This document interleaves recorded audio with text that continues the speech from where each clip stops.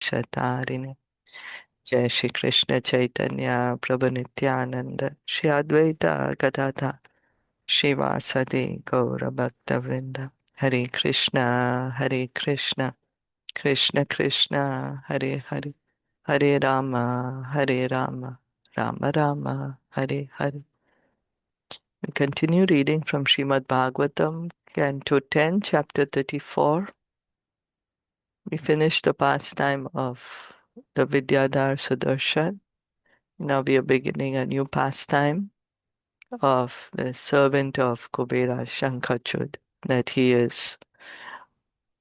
was taking away the gopis, and Krishna Balaram are running behind him, and now he's fearful. He's fearful. He's seeing them as time and death. He understands, I'm going to die now. So he's running for his life.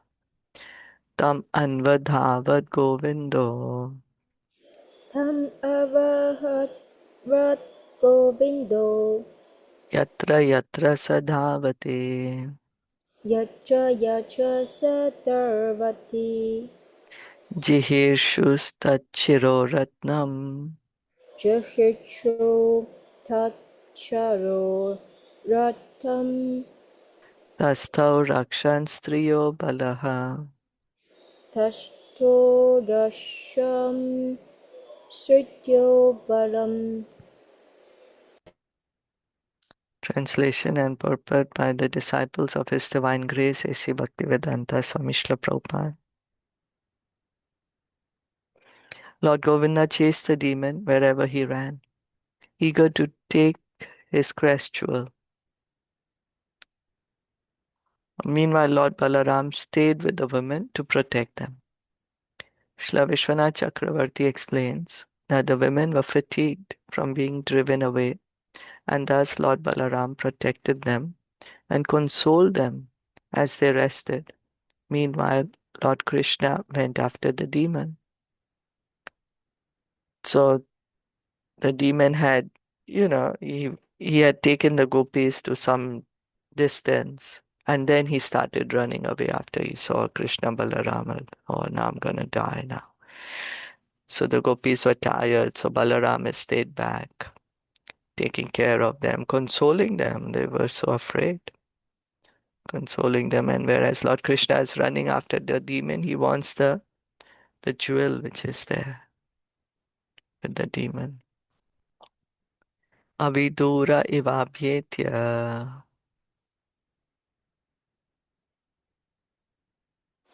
Apito iva apitya shirastasya duratmanaha Shrilatasya Tulathamanaha jahara mushti anga Jahala Mushti Navakam Ka saha chuda manim vibhuhu. Shuha Sahachuta Mani Mrittuhu. The mighty lords overtook Śaṅkhacūḍa from a great distance, as if from nearby, my dear king. And then with his fist, the Lord removed the wicked demon's head together with his crest jewel. So Krishna just reached out to him as if he is very near. Sri Upanishad says, right? He's far away yet very near. Uh, so from a great distance, he's just overtook him. And then with his fist, he severed his head, removed the head, and then he's removing the jewel. Śaṅkhacūḍam nihatyevam Śaṅkhacūḍam Nihatya Bhavat manim adaya bhasvaram Manin Atayat Parvadam agrajaya dadat prityam. Vajayadada Prayat Pashyanti nam cha yoshitam. Pashanti Nam Cha Yositam. Having thus killed the demon Śaṅkhacūḍa and taken away his shining jewel, Lord Krishna gave it to his elder brother with great satisfaction as the gopis watched. Various gopis perhaps thought that Govinda would give one of them the valuable jewel. To prevent rivalry among them, Sri Krishna happily gave the jewel to his older brother, Balaram. Thus end the purports of the humble servants of His Divine Grace, A.C. Bhaktivedanta Swami Prabhupada, to the 10th canto, 34th chapter of the Srimad Bhagavatam entitled Nanda Maharaj Saved and Śaṅkhacūḍa Slain. So the jewel, the gopis were thinking, oh, maybe Krishna may give it to me. But, you know, to avoid any unnecessary agitation in the gopis' minds, uh, so he gave it to Lord Balaram. Okay, that brings us to the end of the chapter, and then this demon, Śaṅkhacūḍa, killing the conch shell demon and getting the jewel that was stolen by him. Proneness toward acquiring name and fame and desire for sensuous enjoyment under the plea of devotion. So this demon represents this anartha, that mm, engaging means doing, showing devotion or doing devotion, but the desire, actually, the intention is to become famous and material enjoyment. Shilpaji, just one question. Like in what Mm, context? Like because he was Kuvera's servant, because Kuvera is the god of mm. money. Is it that's why that the fame, or like I mean in the material, like what context? You mean, why does he represent this, right? Yeah. Even I was thinking that. Okay, so what context? Oh, what do you think? What, I'm thinking about anyone? Kuvera only. Like for me, Go ahead. because he's Kuvera's servant. Hmm. Otherwise, I don't know. Proneness toward acquiring name and fame, desire for sensuous enjoyment under the plea of devotion. You mean he was actually a servant, but he was actually, he's supposed to be doing service nicely, but he doesn't Hmm. want to do service, but he's Hmm. instead wants to take away the gopis for his own enjoyment. You mean in that sense? No, what I'm trying to say is that, like Mm. Śaṅkhacūḍa, did he represent something in the sense that he was the servant of Kuber, right? Yeah. So that's So, what I'm thinking in that context. yeah. It could be that because he's a servant, Hmm. so a servant should be, a servant shouldn't be taking away the The gopis for masters. his, yeah, he shouldn't be taking away the gopis for Hmm. his own enjoyment. Hmm. He, in Hmm. fact, should be serving nicely. Hmm. So then here, instead of doing good service, he's in fact wanting to enjoy himself. He wants to take the gopis for his own enjoyment. Hmm. Okay. So, like how when we do the devotional service and expectation of some fame and name. Yeah, so we may do service thinking Hmm. I'll get famous. Actually, I Hmm. want to get famous. That's why I want Hmm. to Hmm. show that I'm doing devotion. I want to show I'm Hmm. so devotional. Instead, the intention is, look at me, I'm Hmm. so famous.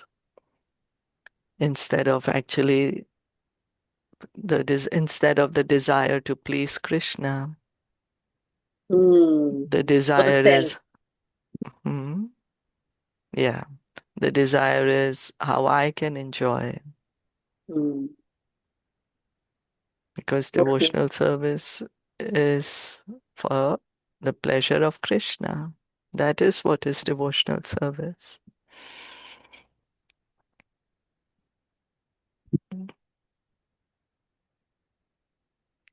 At least this is the way I see this representation of this demon. If anyone else has mm,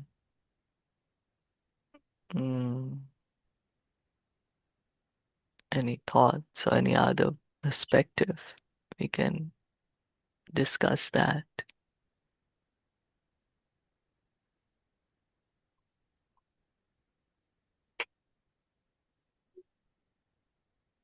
Okay, seems not. So we finished these two pastimes and then going on to chapter 35. The gopis sing of Krishna as he wanders in the forest. This chapter contains the songs the gopis sing to express their feelings of separation from Krishna when he goes to the forest during the day. As the gopis' mood of separation from Sri Krishna becomes even more intense, his names, forms, qualities, and pastimes begin spontaneously manifesting in their hearts. Thus, they join together and sing as follows. The beauty of Krishna attracts the minds of all. When he stands in his threefold bending way and plays upon his flute, the Siddha's wives, flying in the sky with their husbands, become attracted to him and forget external reality. The bulls, cows, and other animals in the pasture become stunned in ecstasy, and they stand so still with the grass unchewed between their teeth that they appear like figures in a drawing. Indeed, even the unconscious rivers stop flowing. Just see when Krishna dresses himself in forest array and calls the cows names by blowing on his flute, even the trees and creepers become so ecstatic out of love that their limbs display eruptions and their sap pours down like a torrent of tears. The sound of Krishna's flute causes the cranes, swans, and other birds in the lakes to close their eyes in deep meditation, the clouds in the sky to gently rumble, imitating the flute's vibration, and even such great authorities in the science of music as Indra, Shiva, and Brahma to become astonished. And just as we gopis are anxious to offer everything we have to Krishna, so the wives of the black deer follow him about, imitating us. When Krishna is returning to Braj, he constantly plays his flute while his young companions chant his glories, and Brahma and other chief demigods come to worship his lotus feet. Thus, the gopis, feeling intense separation from Krishna, sing of his pastimes. Text 1, Shishuku Vacha, Shushuka Uvacha Gopya Krishne Vanam Yate, Gospre Krishne Manam Yate Tam Anudruta Chetasaha, Tang Anuta Chita Shaha Krishna Lila Pragayantyo, Krishna Lila Prakya Yacho Ninyurdukena Vasaran. Ninyo Dukkahena Vasanam. Sukadev Goswami said, whenever Krishna went to the forest, the minds of the gopis would run after him, and thus the young girls sadly spent their days singing of his pastimes. Although the gopis enjoyed direct association with Krishna at night in the rasa dance, during the day he went about his normal duties, tending his cows in the forest. At that time, the minds of the gopis would run after him, but the young girls had to stay back in the village and do their own duties. Thus, feeling the pain of separation, they would sing about Sri Krishna's transcendental pastimes.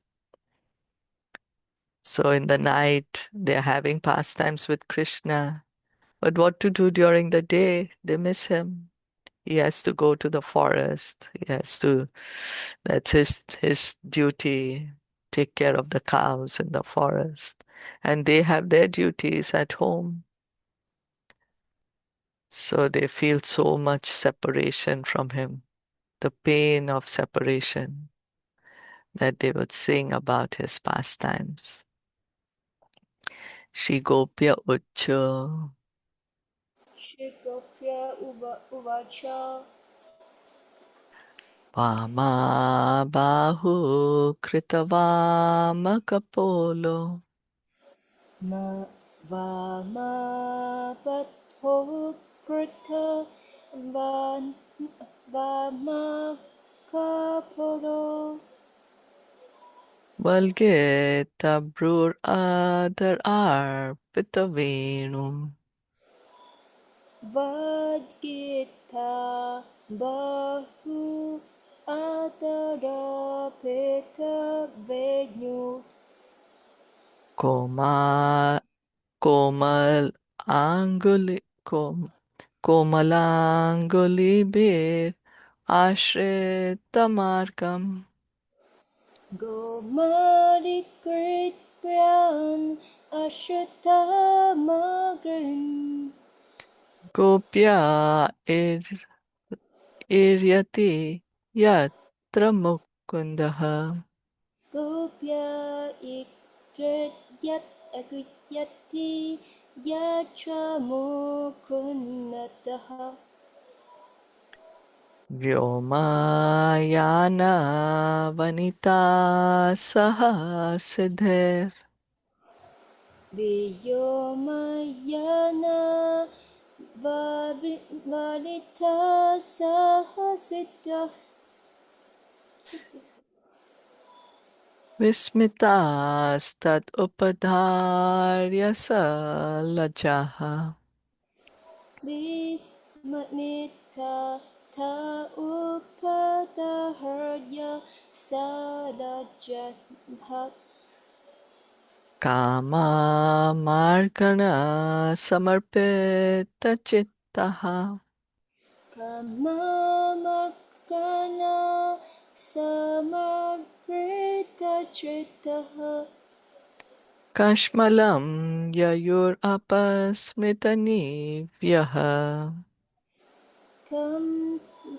Kansmanang Yayo Apashmita Vivayaha The gopi said, when Mukunda vibrates the flute he has placed to his lips, stopping its holes with his tender fingers, he rests his left cheek on his left arm and makes his eyebrows dance. At that time, the demigoddesses traveling in the sky with their husbands, the Siddhas, become amazed. As those ladies listen, they are embarrassed to find their minds yielding to the pursuit of lusty desires. And in their distress, they are unaware that the belts of their garments are loosening. Srila Jiva Goswami states that this chapter consists of a collection of statements the gopis made at various times as they stood in small groups here and there in Vrindavan. So, Srila Jiva Goswami is explaining to us, when are the gopis singing this song of separation? When during the day, you know, they're doing their business, they're doing their duties, and they, somehow or the other, they collect in groups, sometimes one day here, one day there. at some time or the other. That's when they are talking about Krishna. Here in this verse, the gopis are saying, and Krishna is vibrating the flute. They're meditating so much on him. They're not just saying that he's playing the flute. They are saying the flute is placed to his lips.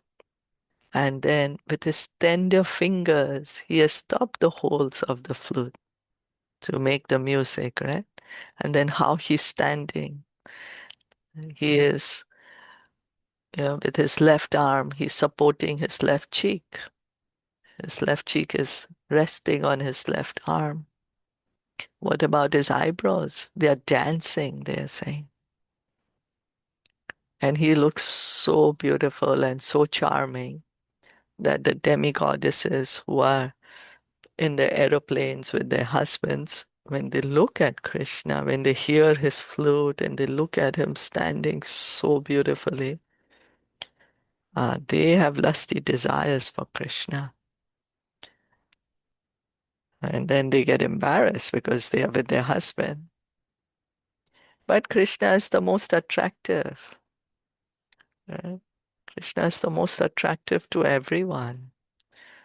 So these demigoddesses are also more attracted to Krishna than their husbands here. Is that okay?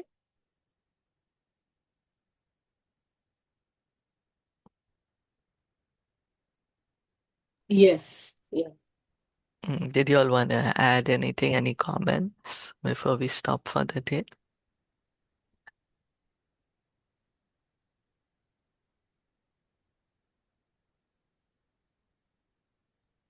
Hare Krishna. So this lusty desire here, also you can say it's transcendental, right? For them, Mm, yeah, it's better to have lusty desires for Krishna, right? Krishna, right? Yeah, because it's lusty desire for Krishna. Yeah. Mm, Although there is still a difference that, somebody wants to enjoy Krishna. mm, And so one may have lusty desires for Krishna, like Kubja did. But Krishna fulfilled her desire, right? We are mhm. going to hear later. He I would fulfilled her assume that desire. Hmm? by precedence in several traditions, I would assume that it's better to direct any desires to Krishna, right? So Yeah, it's not just quote unquote transcendental desires, but actually, if you're wanting to curb your own physical desires, you would direct them at Krishna as well. yeah, Would that be correct? yes. That's what Bhagavatam says, right? Akama sarva kamo va moksha kama udaridi. All desires direct to Krishna, worship Krishna. So Krishna not only fulfills our desires, but he also purifies our heart. So here the demigoddesses doesn't say that those desires are transcendental, because someone may have the desire to enjoy Krishna for themselves, whereas the gopis, their desire is always, Krishna, you are so happy to be with us. You like to enjoy with us. So their mood is always to serve Krishna, to please Krishna.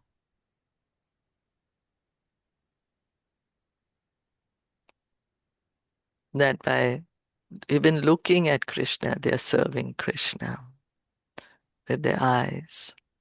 By thinking of Krishna, they are serving Krishna with their minds. And that's what is needed.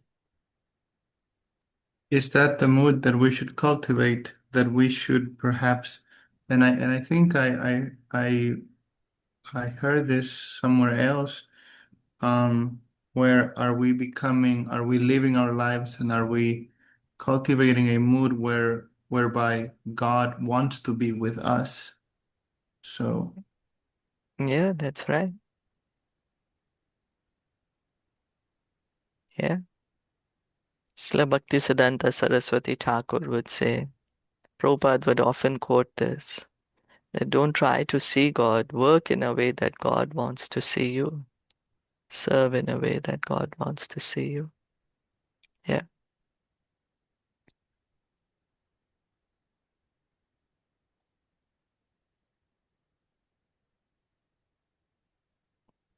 So Sneha, is that okay with your query? Yes. Yeah. Okay. David, you're okay also with what we discussed? Yes, ma'am. Thank you. Okay, thank you. We'll stop here then today. Thank you all so much for listening and enjoying Srimad Bhagavatam ki jai, Srila Prabhupada ki jai, Gaur Bhakta Vrinda ki jai, Hare